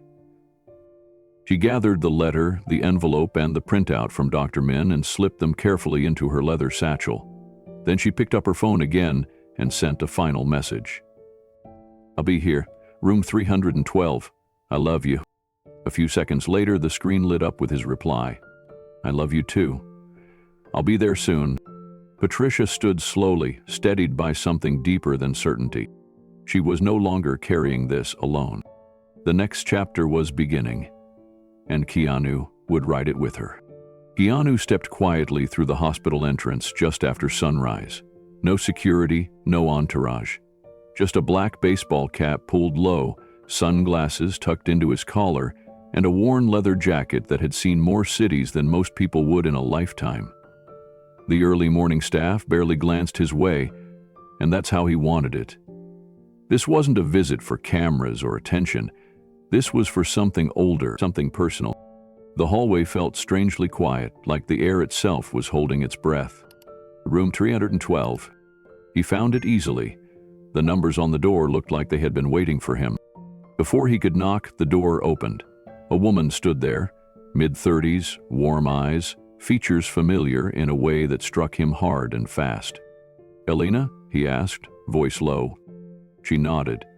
"You must be Keanu." He looked at her again. The resemblance wasn't just casual, it was bone deep. The cheekbones, the gaze, the silent strength in the way she stood. Something about her felt like a reflection of his mother. "I've heard a lot about you," Elena said gently. "I've heard. Almost nothing. Until now." She stepped aside. "Your mom's just down the hall, but before you see her, there's someone else I want you to meet." Keanu followed her wordlessly. They turned a corner and stepped into a smaller side room, dimly lit with morning light spilling through the blinds. In the middle of the room sat an elderly woman in a wheelchair, her silver hair gathered neatly at the nape of her neck, her hands resting on a folded shawl. Her eyes were closed, but when she heard their steps, they opened. They were clear, sharp, and they fixed on Keanu, as if recognizing something ancient. Elena knelt beside the woman and touched her hand. "Grandmother, he's here." The old woman looked up at Keanu and smiled faintly. "You have the eyes," she whispered. Keanu took a step forward, unsure whether to speak. She studied him, as if confirming something she'd long suspected. "My name is Isabella," she said, her voice fragile but purposeful. "And you are the one Robert dreamed of." The words hit like a quiet thunderclap. Keanu's breath caught. "Robert?" "My father," Isabella nodded slowly. "He wrote of you. Not by name, but he said someone would come, someone who would carry the fire of both lines. He said we would know him by his silence and by his eyes." Keanu knelt in front of her. For the first time in a long time, he felt unsure of where the world ended and something deeper began. "You really believe that?" he asked gently. Isabella reached for his hand. "I don't just believe, I remember." Keanu closed his fingers around hers, stunned, but somehow at peace. The room felt impossibly still, like time had folded in on itself. Keanu remained kneeling in front of Isabella, their hands clasped. Elena stood quietly behind, not wanting to disturb the current flowing between them. Even without fully understanding the layers of connection, Keanu sensed something profound was happening. Something old and unfinished, now finding resolution. Isabella leaned forward slightly, her eyes tracing the lines of his face with wonder. "You remind me of Margaret," she said softly. "My twin, my other half. We were separated during the war. It was chaos. No one knew where the other had gone. I waited 70 years for a sign she survived." Keanu's gaze didn't waver. "Margaret was my great-grandmother." Isabella nodded slowly, eyes misting over. "Then the dream was real." "What dream?" She looked at Elena, who gave her a reassuring nod. "My father, Robert Reeves, was a complicated man," Isabella continued, "but he believed in the power of stories. He wrote one in 1942, only it wasn't fiction. He called it a prophecy. Said that from his daughter's children would come someone with the voice of silence and the heart of fire." Keanu took a breath, steady and deep. "And you think that's me?" Isabella squeezed his hand with surprising strength. "I know it is." Keanu stood slowly, still absorbing the moment. I've spent my life trying to figure out why I feel like I belong to the world, but not to any one place. Isabella smiled. That's because you were never meant to belong. You were meant to remind. Elena stepped forward, holding a small leather book. This belonged to my grandfather, Isabella's husband. He kept records, notes, letters from Robert. We want you to have it. Keanu accepted it gently. The leather was soft with age, but the energy it held felt electric. Inside, the first page read, "For the one who will walk through shadow without being swallowed. For the one who turns pain into light." Keanu closed the book slowly, overcome by something he couldn't name. He looked at Isabella again. Why me? She tilted her head. Because, even before you knew who we were, you chose kindness. You told the truth. You created beauty. You didn't wait for a prophecy. You lived it. Silence wrapped around them again, this time warm and unbreaking. Then Keanu did something none of them expected. He knelt once more, took Isabella's hands, and pressed his forehead to them. Not out of duty, out of reverence. She closed her eyes, letting the moment sink in like rain on dry earth. Patricia stood quietly at the door, unnoticed until now. Her eyes welled up as she watched her son honor a woman he had just met, yet somehow had always known. When Keanu finally stood, his eyes met hers across the room. No words were exchanged, only a gaze that carried everything. Questions, revelations, and above all, understanding. She walked forward slowly, stopping just beside Isabella. "This is the moment I couldn't explain to you," she said softly. "It was never just about science or DNA. It was about belonging. About knowing we weren't alone." Keanu reached out and pulled her into a gentle embrace. "I know, Mom," he whispered. "I felt it the moment I saw her." Isabella looked up at Patricia and nodded. "You carried the torch through the darkest path, child. You gave him what he needed to reach the rest of us." Patricia wiped her tears and smiled. "I was just following the rhythm of his heart." Elena stood near the window now, looking out into the courtyard below. "It's strange," she said. "My grandmother always said she'd recognize the moment our family became whole again. She said she'd feel it in her chest, like music." Keanu walked over and joined her at the window. "Do you feel it now?" Elena smiled faintly. "It's louder than I expected." They all stood there, 3 generations connected by a line of stories, choices, and blood that had once been severed by war and time. And now, restored. Keanu looked down at the small notebook again. So many questions still remained, but the fear was gone. He didn't need all the answers right now. He just needed to be present. Isabella's voice broke the silence once more. "You were never meant to arrive early, Keanu. You came exactly when the story needed you." He turned back, smiling through the quiet shock still reverberating through his chest. "Then I'm ready to listen." She nodded. "And we're ready to tell." That morning in a quiet hospital room in Austin, something ancient and sacred unfolded without cameras, crowds, or noise. Just voices, just hearts, just truth. A prophecy, once written in fear and hope, had reached its living page. And the story wasn't ending. It was only beginning. Later that afternoon, a soft knock echoed through the hospital room door. Elena stepped over to answer it, and when she opened it, a woman in her early 50s stood on the threshold. Her presence was composed, but her eyes revealed something deeper, urgency wrapped in reverence. "Dr. Carolina Min," she introduced herself with a polite nod. "I'm sorry for arriving without more notice. I came as soon as I knew Keanu had landed." Patricia stepped forward, visibly relieved. "Thank you for coming. He's been waiting to understand what all of this really means." Keanu stood from the corner, the small notebook from Isabella still in his hand. He offered it to Dr. Min, but she gently waved it away. "You might want to keep that close," she said. "It's not just a relic, it's a map." She placed her briefcase on the nearby table, then carefully unfolded a series of papers, photographs, and DNA charts. Everyone gathered around as she spread them across the table like puzzle pieces, carefully arranged, yet still incomplete. "There are 17 individuals in the world," she began, "who share a precise genetic signature, one so rare it was previously thought to be impossible. We didn't discover it through traditional ancestry databases. We found it while cross-analyzing genomic markers in a psychological research study on high-level empathy and visual creativity."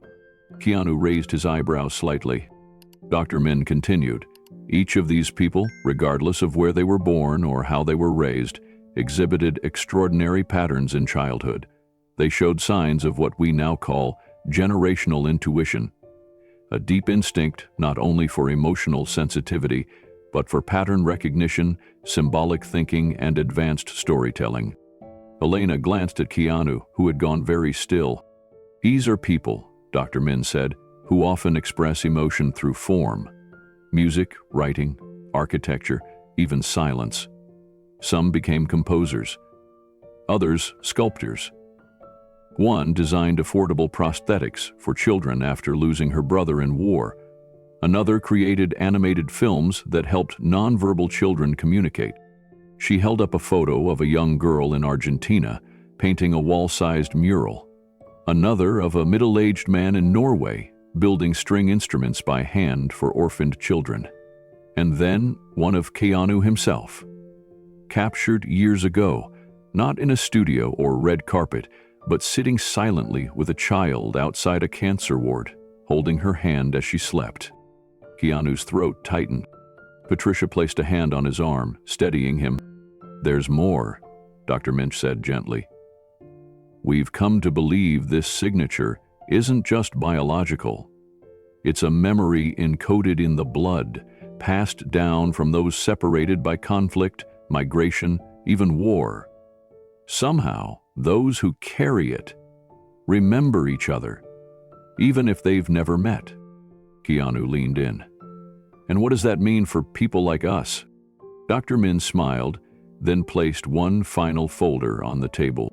"It means your family's gift isn't just creativity," she said. "It's visionary empathy. You feel what others feel, often before they do, and you carry it like light through glass, bending it, shaping it, making it visible." Keanu didn't respond immediately. He stared down at the photo Dr. Min had placed on the table, himself beside that little girl. He remembered that moment. She hadn't spoken a word, but he'd known, instinctively, to sit beside her, to simply be there. No cameras, no script, just presence. That had always been his quiet way of loving the world. "I've always felt something," he said slowly, "like a hum beneath everything, a pressure behind people's eyes that I can't unsee. Even as a kid, I could walk into a room and sense who was grieving, even if they were smiling. I'd see a stranger on a bench and just know they needed to be left alone. Or held." Patricia nodded, her eyes filled with understanding. "You were never loud, Keanu, but you always carried more than your share of other people's storms." Dr. Min carefully flipped open the folder. "That's precisely what we've documented. Every one of the 17 carries unspoken burdens. And yet, none of them see it as a curse. They move through the world as if called, though they wouldn't say so aloud." Elena stepped forward, pointing to a chart. "This pattern here? It's consistent in all of them?" "Yes," Dr. Min confirmed. "It's a unique neurological emotional response. When confronted with pain in others, their brains don't just react, they translate. They convert emotion into language, gesture, or silence that relieves suffering, even momentarily. We believe this is where their artistry, their stories, even their careers come from." Keanu's hands tightened around the back of the chair. And this came from my great-great-grandfather? From Robert? In part, Dr. Min replied. But it was preserved through the daughters, the twins, Margaret and Isabella. And through them, you. He sat down slowly. His voice dropped. But why? Why were we made this way? Dr. Min paused. We don't know. Some of the families in our study trace their roots to survivors of unspeakable trauma, wars, genocides, forced displacements. Others were simply dreamers, living in quiet poverty. What connects them isn't their suffering, but how they transformed it. It's as if the ability to alchemize grief into meaning became part of their blood. Keanu looked toward the window, sunlight streaking through the blinds in soft angles. Maybe that's what storytelling is, he said. Not just entertainment, not escape, but a kind of translation, turning pain into something others can carry too. So we're not alone with it. Dr. Min smiled gently. Exactly. Patricia placed her hand on her son's shoulder. You always knew that, even before any of this. Keanu looked back at the table, then at each face in the room. Alina, Isabella, Patricia, Dr. Min. All different branches of the same unseen tree. All drawn together, not by accident, but by memory, some ancient echo they'd followed without realizing it. I'm not sure what to do with all this yet, he admitted, but I know one thing. He looked at Dr. Min, steady and quiet. I don't want to keep it a secret. Elena pulled a silver laptop from her tote bag and placed it on the table. As it booted up, the room seemed to hold its breath. Keanu leaned forward, still quietly absorbing the shock of everything he'd learned, while Patricia gently gripped the chair beside her. Isabella remained silent, her hand resting in her granddaughter's, her gaze unwavering. When the screen lit up, it displayed a soft blue map of the world, dotted with 17 glowing points. Each represented a person, a life, a hidden thread in a sprawling tapestry that no one had realized existed until now. Elena clicked the first dot, and a photo appeared. An older man with warm eyes and deep smile lines. His name was Daniel Njuguna, a humanitarian aid worker in Kenya, who had spent the past 2 decades building sustainable farming initiatives for widows and orphaned children. Under his photo was a single sentence: empathy through nourishment. Next came a young woman in her 30s with short, curly hair and striking eyes. Ariane Delacroix, a documentary filmmaker in Marseille. Her films centered on forgotten communities and had won awards for their emotional storytelling. Her quote read, "Truth is quiet and patient. It waits for someone brave enough to listen." Keanu watched as Elena clicked through more. A Seoul-based digital artist named Mina Juan, known for using interactive installations to evoke childhood memory in dementia patients. A Chilean neuroscientist, Dr. Lucia Valverde, who had developed breakthrough therapies for PTSD by integrating music with neural pattern recognition. A blind architect in Portugal, a jazz composer in Tokyo, a visual poet in Detroit. Each person had chosen a different path, but they all seemed to be translating pain into something transformative, something beautiful. Keanu's eyes remained locked on the screen. "And they're all connected to us?" he asked softly. Dr. Min nodded. "Each one. The genetic markers are unmistakable. Different branches, different continents, but all with bloodlines that trace back to the Reeves twins, and the same rare sequence." Elena paused, then added, "Most of them don't know about the others yet. Only a few have been contacted." Keanu looked stunned. "So it's a living story. Still unfolding," Patricia whispered. "And you're part of it." Dr. Min clicked to the next slide. It wasn't a person this time. It was a proposal marked The Legacy Project. This, she said carefully, is what I've spent the last 3 years preparing, not just research but a path forward. The Legacy Project would unite these individuals through stories, art, and science, not to exploit the mystery, but to celebrate it, to let it inspire something bigger than any one of us. Keanu tilted his head. How? Through gatherings, collaborations, funding projects that serve empathy, films that heal, music that comforts, architecture that restores dignity. We'd create spaces, both virtual and real, where these gifts could grow, where pain becomes purpose, Elena added. We've already drafted letters to each of them. Most of them have no idea who you are to them, or how close their story runs to yours, but they're waiting. Some feel it already. Keanu leaned back, staring at the screen as names, faces, and places cycled before him like a global constellation. He didn't speak right away. Instead, his thoughts drifted.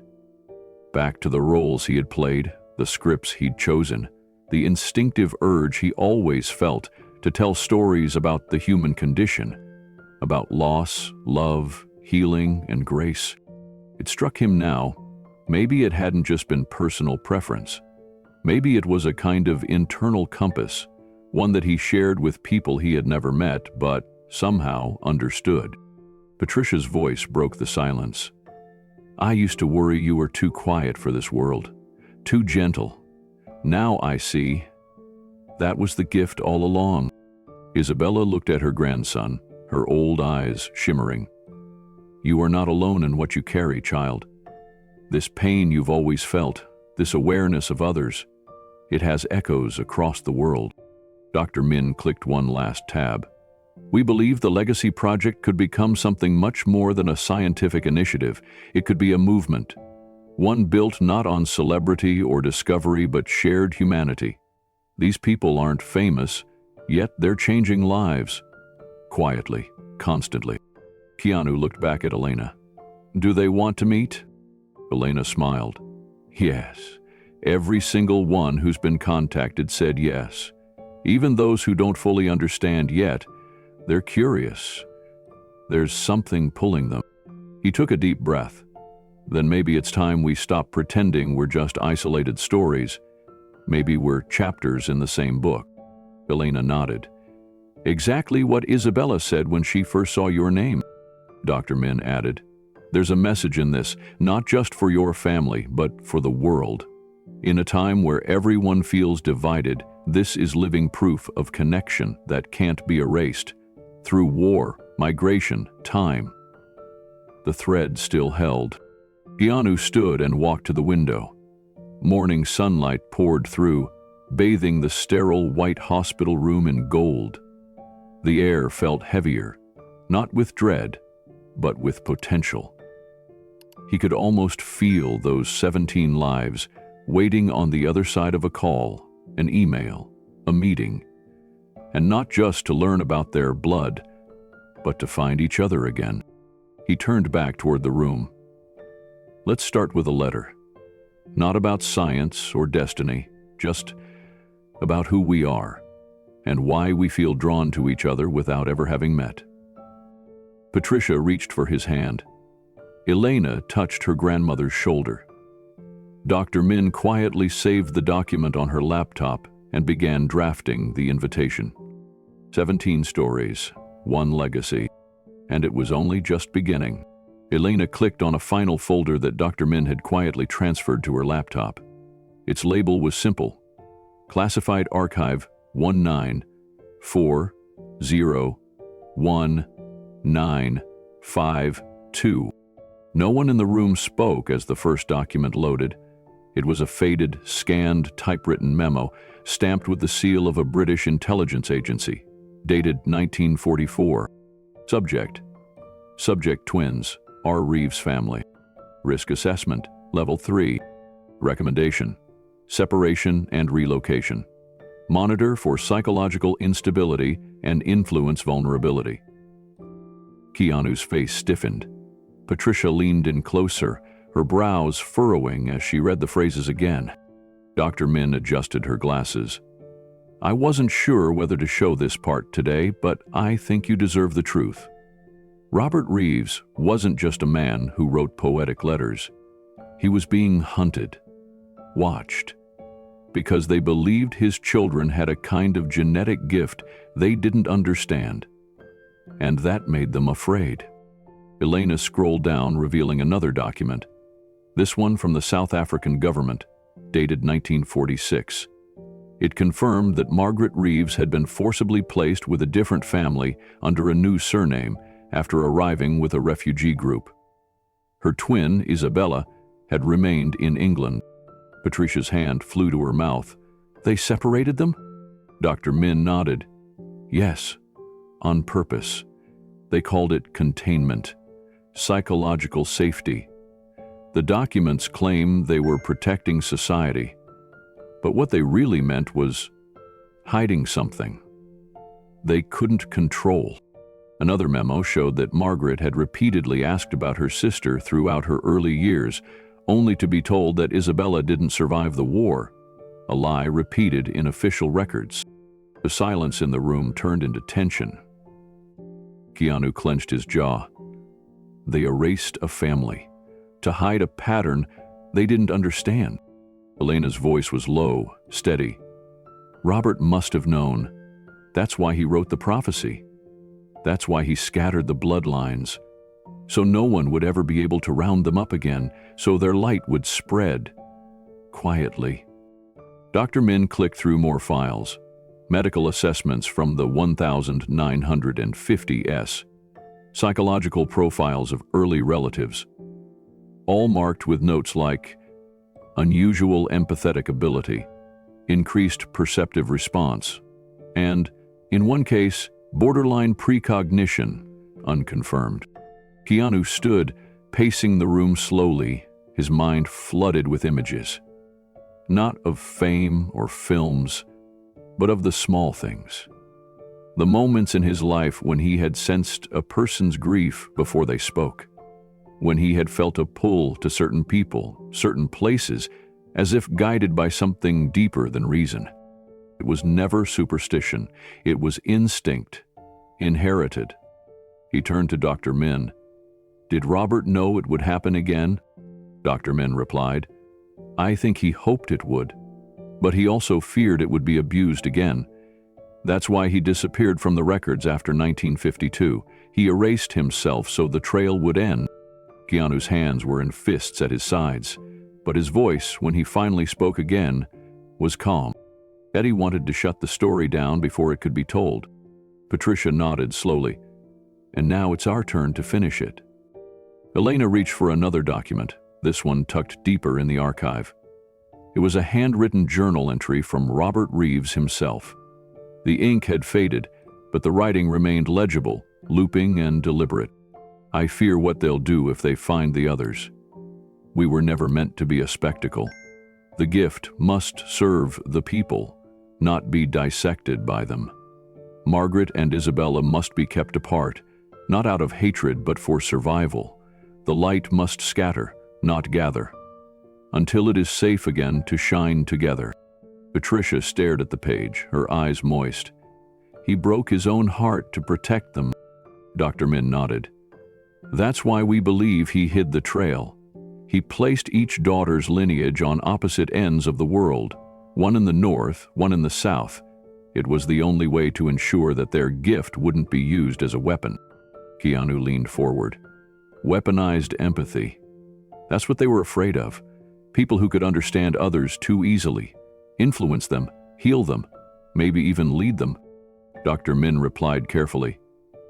The early psychological agencies didn't see that as a blessing. They saw it as a threat to social control. If you can see inside a person's heart before they speak, if you can sense injustice before it erupts, they feared that would disrupt order. Keanu rubbed his face, tired but wide awake. It's strange. I always thought my restlessness came from moving so often, from grief, from loss. But maybe it's this echo I've been carrying without a name. Elena whispered. It has a name now. Legacy. He looked at her. No longer just a nurse, but part of his blood. Part of the story that had been buried, exiled, fractured for nearly a century. He walked over and placed his hand on Isabella's shoulder. The elderly woman looked up at him, her eyes soft and glassy. "You're not just the echo," she said. "You're the signal." Patricia took Keanu's other hand. "Your grandfather was silenced. Your great-great-grandfather was hunted. But you? Keanu, you get to choose. You're not hiding anymore." For a long moment, no one moved. Then Keanu exhaled, deeply, from somewhere inside him that had held tension for years, maybe decades. "This can't just be a secret," he said, "but it also can't be a headline. If we do this, it has to honor Robert and the ones who lost everything so this could survive." Dr. Min smiled. "That's exactly what the Legacy Project is for. Quiet illumination, controlled storytelling, truth but without spectacle, healing, not exposure." He nodded slowly, the weight of it beginning to settle on his shoulders. Yet somehow, it didn't feel heavy. It felt rooted. 17 stories, one broken lineage, a world that never knew how close it came to losing them all. But now, the page was turning, and Keanu Reeves was ready to write the next chapter. Patricia held the letter for a long time before giving it to Keanu.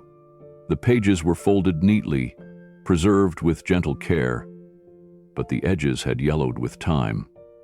Her fingers trembled slightly as she placed it in his hands. She had carried it in her purse all morning, unsure whether he was ready or if she was. But now, looking at him, no longer just her son, but a man standing at the intersection of legacy and prophecy, she knew the time had come. Keanu unfolded the letter slowly. The paper made a soft crackle in the quiet hospital room. Elena and Isabella sat silently across from him, their eyes on the words as if they already knew what they said, as if they had lived them. Keanu began reading aloud, his voice calm but uneven. "To the one who will come, you will not know yourself at first. You will feel too much, speak too little. The world will misunderstand your silence, but you will carry pain the way others carry weapons, not to harm, but to shield." He paused, glancing up. His jaw was tight. Patricia reached over and touched his arm, grounding him. He continued, "You will see beauty in places others overlook. You will find meaning in grief. You will walk alone for many years, not because you are unwanted, but because your gift demands space. You will be a keeper of stories, not the loudest, but the clearest." Tears began to form in the corners of Patricia's eyes. She had read the letter twice, maybe 3 times, before Keanu had arrived. Each time, she had imagined someone else, a man from the past, a relative long gone. Never had she seen so clearly that it had been describing her son all along. Keanu's voice lowered, almost a whisper now. "And when the world fractures and hearts grow numb, you will not lead with might, but with memory, with love that expects nothing, with stories that show the lost how to come home. You will not seek power, but people will follow you." He stopped. The words seemed to sit in the air like candle smoke, soft but lingering. He looked up at Elena.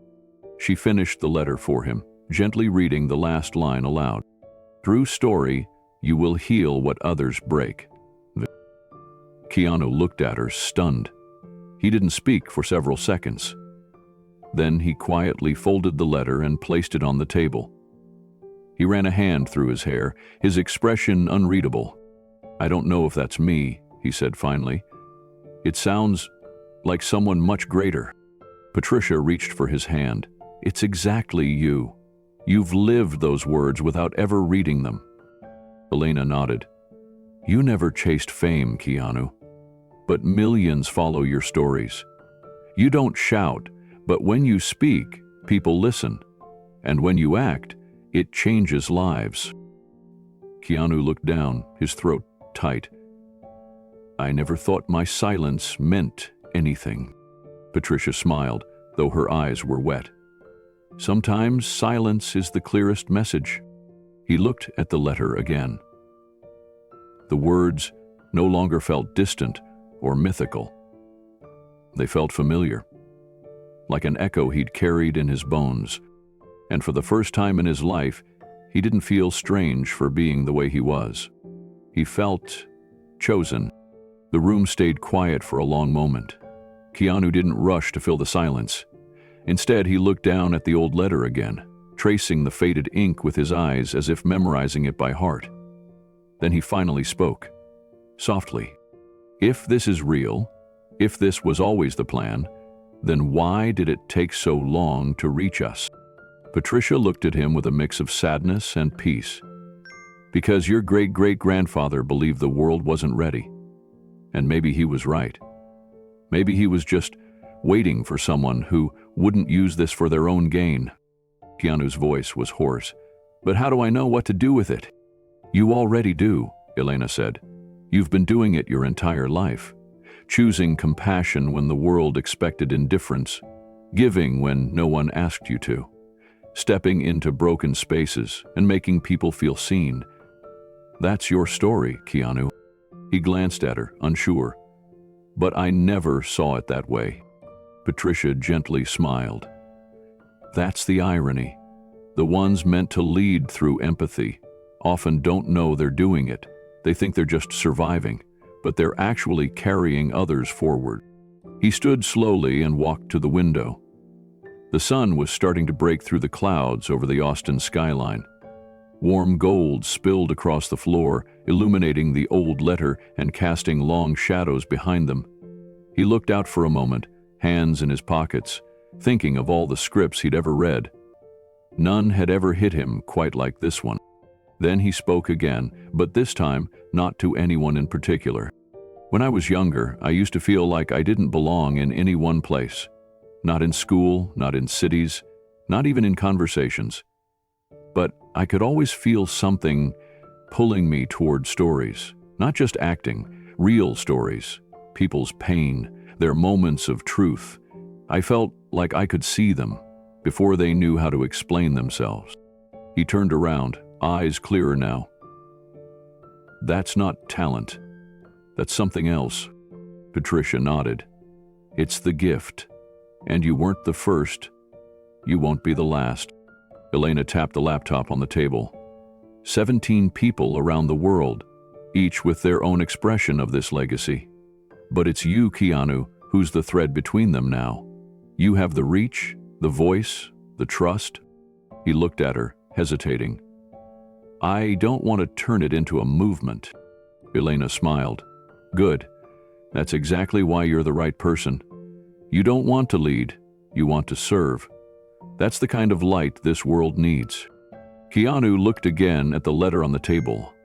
It was a prophecy, a warning, a promise, and now, maybe, a beginning. "I don't have all the answers," he said, "but maybe that's the point. Maybe I just have to keep telling the stories, keep listening, keep walking into silence, and trusting it will lead somewhere." Patricia stepped closer, wrapping her arms around him. "You've always been that man. Now you just have the words for it." Elena watched, her own eyes filled with emotion. It felt like history had folded in on itself. Generations once separated by fear and silence had come together in a small room, not with fanfare, but with truth. Quiet man. A powerful letter. A story still unfolding. And for the first time, all of them understood what that story truly meant. The first call was to Santiago Torres in Chile. Patricia sat beside Keanu in her kitchen while Elena translated via speakerphone. Santiago, a neurologist known for groundbreaking research on emotional memory, answered with a voice that was calm but curious.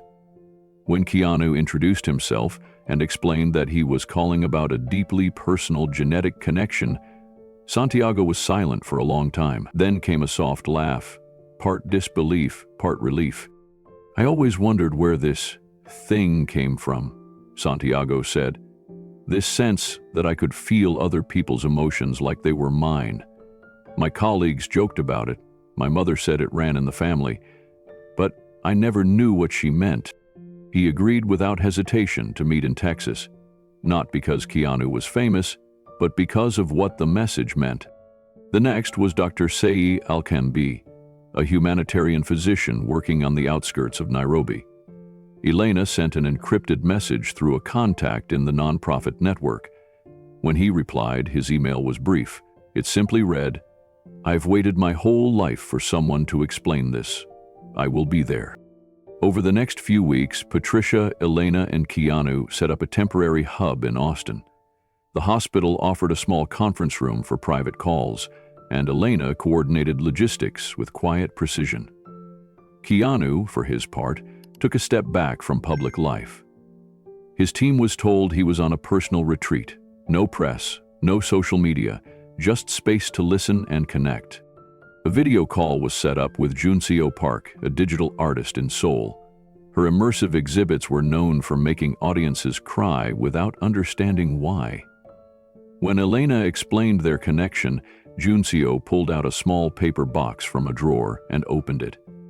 Inside were old sketches of faces she'd never seen in real life, but had drawn over and over again since childhood.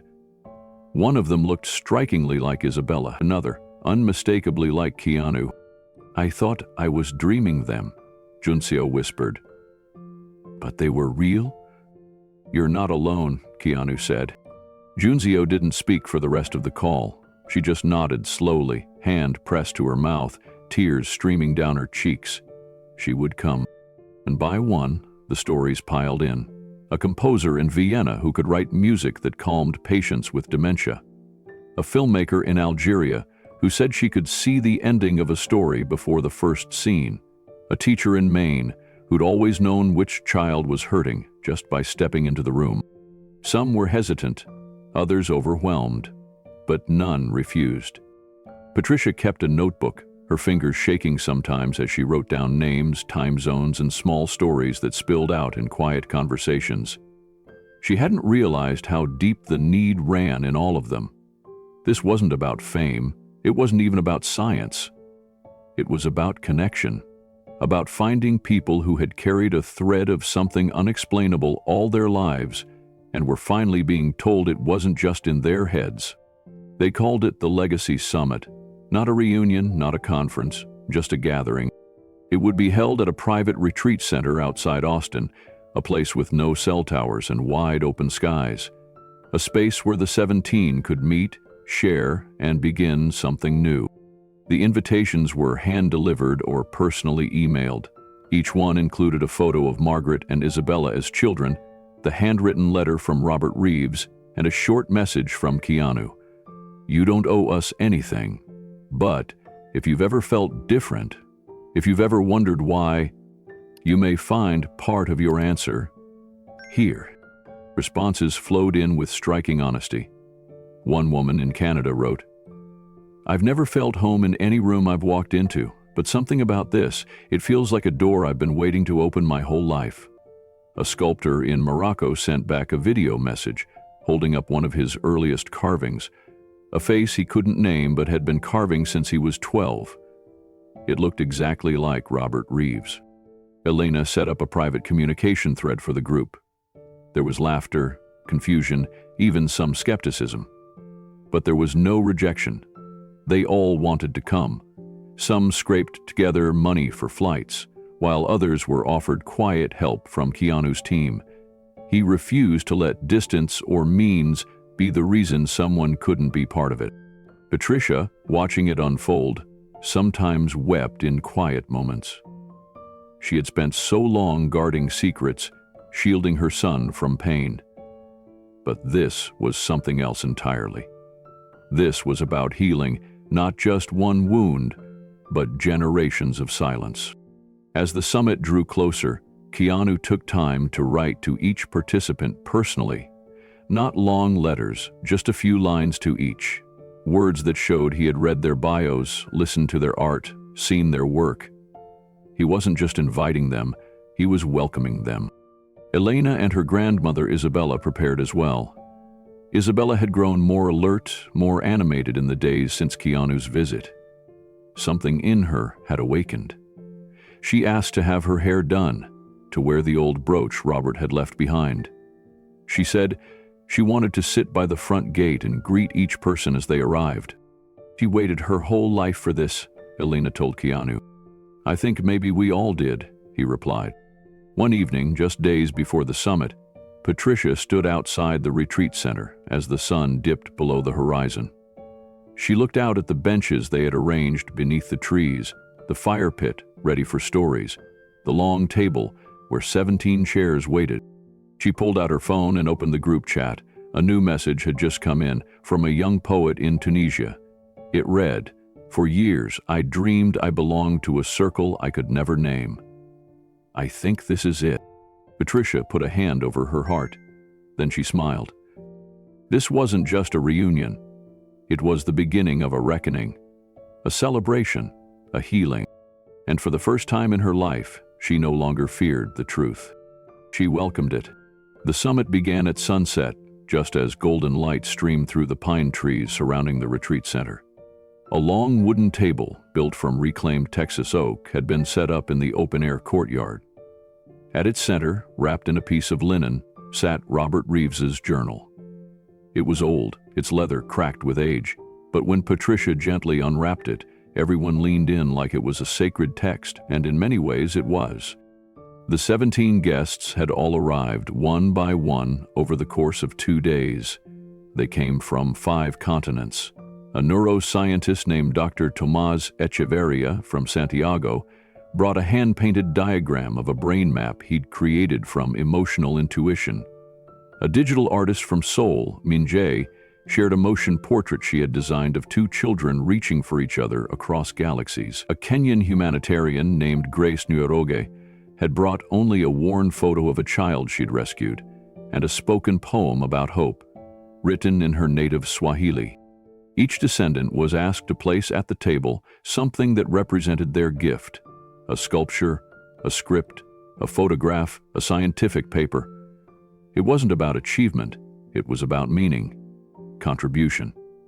Creation that moved the soul, not just the market. Elena moved through the gathering with quiet grace, helping translate, connect names to faces, and explain the thread that had led them all there. Her grandmother, Isabella, sat in a wheelchair wrapped in a shawl, her eyes bright and more awake than they'd been in years. She held her own journal tightly in her lap, fingers resting gently on the page where Robert had written, "They will not know each other's names, but they will know each other's hearts." When it was Keanu's turn to speak, he stood without a microphone. He didn't need one. The silence around the table was complete, reverent. "I used to think stories were just ways to escape," he began softly, "ways to hide from pain, or shape it into something you could live with. But I think Robert knew something more. I think he understood that stories can be how we survive, and not just survive, but how we remember who we really are." He paused, looking down at his hands. Then he looked across the table at Isabella, whose gaze hadn't. "My mother told me once," he continued, "that even as a child I spoke more with my eyes than with words. I didn't know what that meant, not until this week. I still don't know why I'm here, why I got the life I did. But I think maybe the gift wasn't mine. Maybe it was passed through pain, through silence, through women like Margaret and Isabella who lost more than they ever said, but still chose to love." He stepped forward and gently placed a single item beside the journal. A screenplay draft from one of his earliest independent films. Not a blockbuster, not a famous title, just a quiet piece that had never made it to wide release, but had meant something deeply personal to him. He placed it there without ceremony, without explanation. Then he stepped back and let the silence hold the room. The circle was complete in that moment, not because answers had been found, but because presence had been shared. Across generations, across time, through words and without them. As the sun dipped below the trees, casting a warm amber glow over the gathering, the mood shifted from formality to quiet reflection. The descendants, once strangers, were now family. They had broken bread together, laughed over ancestral quirks, wept at shared grief, and recognized something ancient and unexplainable in one another. There was no ceremony, no official declaration, just a sense that something invisible had been repaired. Later that evening, the group gathered around a bonfire. Elena played soft music on a small speaker, and Patricia passed around a collection of old photos and letters she had kept hidden for years. One showed Margaret and Isabella as young girls in matching coats just before the war. Another featured Robert Reeves holding the twins, scribbling in a notebook with one hand as he held a bottle in the other. Keanu sat with Isabella beside the fire, gently holding her hand. Her breathing had grown slower, but she was alert, her gaze fixed not on the flames, but on the stars just beginning to appear in the sky. She seemed to be searching for something, or someone, just beyond reach. Elena joined them and quietly knelt beside her grandmother, who leaned forward slightly and whispered, "He was right, wasn't he?" "Who?" Keanu asked. "Robert," Isabella murmured. He said our family would disappear, then return, through the light, through the dark, through story." Her fingers lightly traced the embroidery on her journal's cloth cover. "You brought them back, all of them." A single tear rolled down Isabella's cheek. She didn't cry out of sorrow, but release. She shifted slightly in her seat, then leaned her head against Elena's shoulder. Her breathing softened further until it became silent. And then, just like that, the woman who had held 7 decades of longing inside her chest was at peace. No one panicked. There was no rush to call for help. Isabella had lived for this moment. Every part of her had stayed alive for this very reunion. And in that firelight, surrounded by the descendants of a vision long hidden, she had completed her journey. Patricia gently rose from her place and walked over. She placed Isabella's journal beside Robert's on the long wooden table, aligning them perfectly. "Sisters together," she said softly. The group sat in reverent stillness. Keanu reached into his coat and pulled out the napkin sketch of his face that a homeless boy had once given him, an image that reminded him of how the smallest moments can hold the greatest power. He added it to the table, and then, without needing a word, each person slowly added something of their own, an object, a drawing, a note, a photo, until the table wasn't just a place of ancestry, but a living archive of spirit. Elena looked at Keanu. "This is just the beginning, isn't it?" He nodded, the firelight flickering in his eyes. It always was. Together, they watched the flames rise, not to burn away the past, but to illuminate what comes next. 1 year had passed since the gathering in Texas. The promise, written in an old letter, the prophecy carried through generations, had found its place in the world again. And now, under a sky brushed with South African light, Keanu Reeves stepped out of a modest black SUV onto a dusty road that led to a school perched on the edge of a hill. It wasn't a grand institution. No ornate gate, no luxury, just brick walls painted bright by the sun, laughter drifting through the air, and a name above the entrance that struck the deepest part of his heart: the Margaret and Isabella Reeves School of Storytelling and Compassion. Keanu stood for a moment, quietly absorbing the sight. The sign wasn't flashy, the letters weren't bold, but they were hand-painted by the students themselves. Below the name was a mural, an intricate, swirling work of art that stretched along the school's outer wall. It depicted the family tree that had once been fractured and scattered by time and fear. Now, it was blooming again, roots reconnecting. At the center were 2 women, twins, Margaret and Isabella, side by side, holding hands. And off to the side, painted in tones of charcoal and blue, stood a familiar figure in a black suit. Keanu. He smiled, Softly, almost shyly, the school's principal, a tall woman with close-cropped hair and warm eyes, greeted him with a hug. Her name was Ayanda, and she had been the first local educator to accept the Legacy Project's funding. But more than that, she had embraced its soul. "These children," she told Keanu as they walked through the halls lined with student art, "many of them come from nothing, but they know they carry something inside, a voice, a story, a feeling, and this place gives them permission to speak." Inside the main classroom, 30 students sat in a circle, each holding journals provided by the project. One boy, maybe 9, stood when he saw Keanu enter. His voice was nervous but clear. "I wrote something," he said. "Can I read it?" Keanu nodded, lowering himself onto a small wooden stool beside the boy. The child's piece was about a dream he had, walking on a bridge made of stars. On the other side was his grandmother, who had passed away. She gave him a book made of wind, and when he opened it, the pages turned into birds that flew into the sky.